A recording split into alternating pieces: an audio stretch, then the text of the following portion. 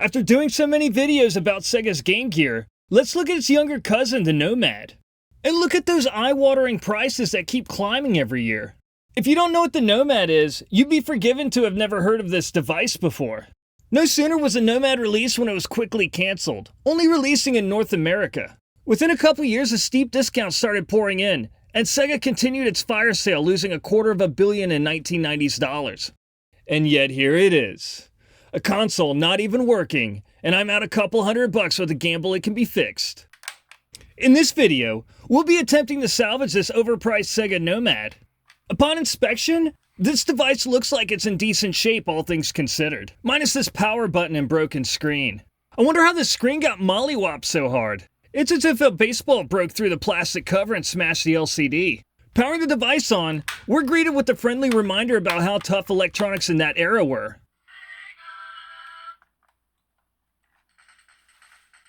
Given that this Nomad can read games and the sound plays just fine, let's take this thing apart and see if we can remedy the display. If the screw wells for the Nomad are too deep for your iFixit toolset, just grab the hexagonal socket and then place the driver in that for the added length like so. This device doesn't have the same issues as its older sibling in regards to the capacitors. Internally, this device is in superb shape given its age. Since everything needs to be deep cleaned, let's undo this mode select board below. This speaker jack attached to the main board is not the most sturdy. You can minimize risk using a set of pliers, but that doesn't guarantee it'll come out without a hitch. That sounded healthy. After popping all the screws loose, let's separate the main board from the shell. So far so good. No dead cockroaches or spiders lurking in here. Let's see if we can apply some pressure on the LCD cover to pop it loose. Since the LCD cover isn't cooperating, let's use a plastic pick on the perimeter to persuade it to leave.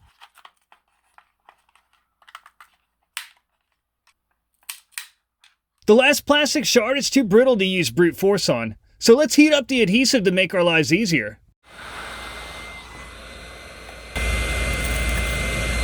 Let's not forget the LCD gasket since we're in the area.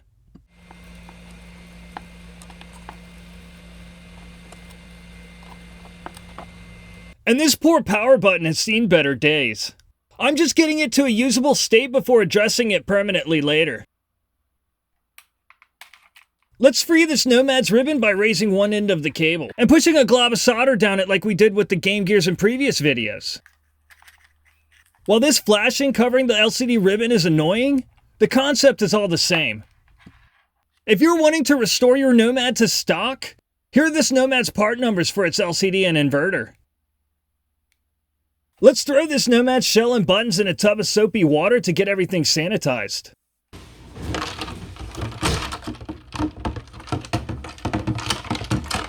Off camera, I repaired my caveman action with the connector's earlier mishap.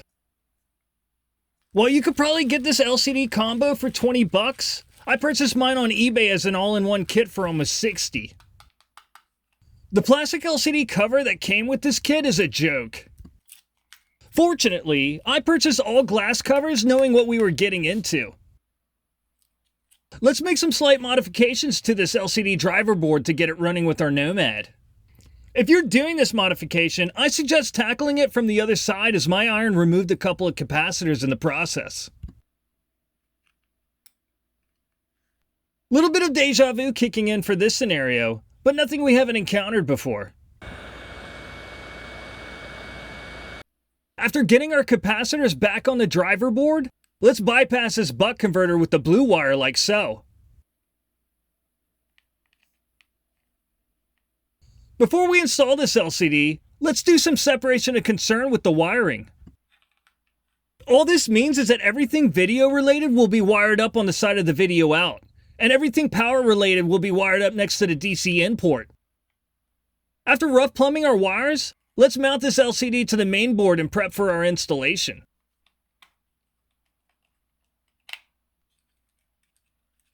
Let's install this yellow component wire to the test pad TP237 like so. Next up, let's find our preferred ground wire by probing around the video out's legs.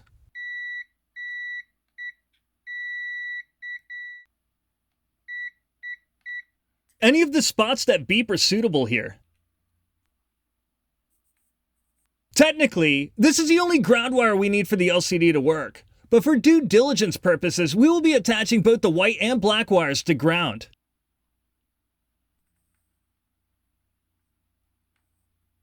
On the other side of our power board near the power inlet, we will be attaching our red power wire to TP209.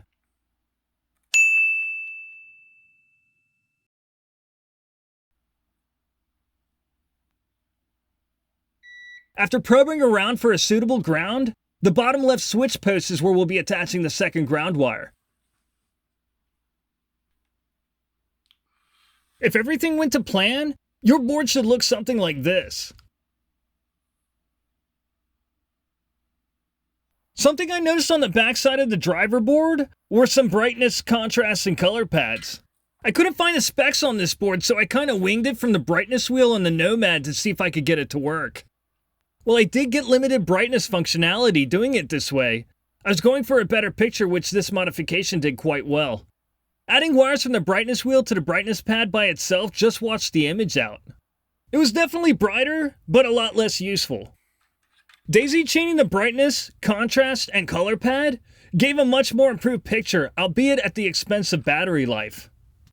Either way, if you're not happy with the picture quality like I was and you have this driver board, it may not be a bad idea to use these ancillary pads to supplement the screen's picture quality. Before we put everything back together, let's solve that marred power button by 3D printing a new one. The one I printed online was a few millimeters off, so after a few prototypes I modified in Blender, we were off to the races.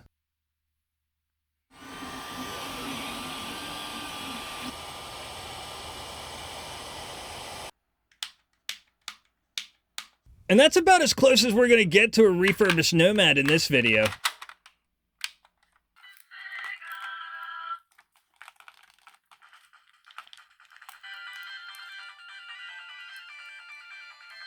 So how does this screen compare with the stock one? In person, these LCDs are a night and day difference, but I'll let you be the judge.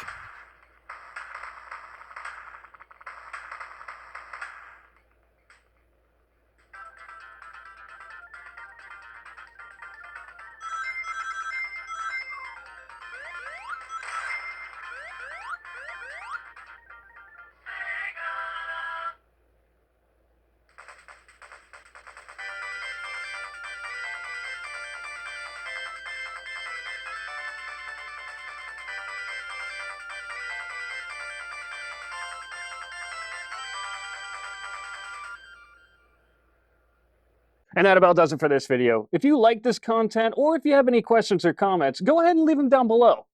As always, I'll see you next time.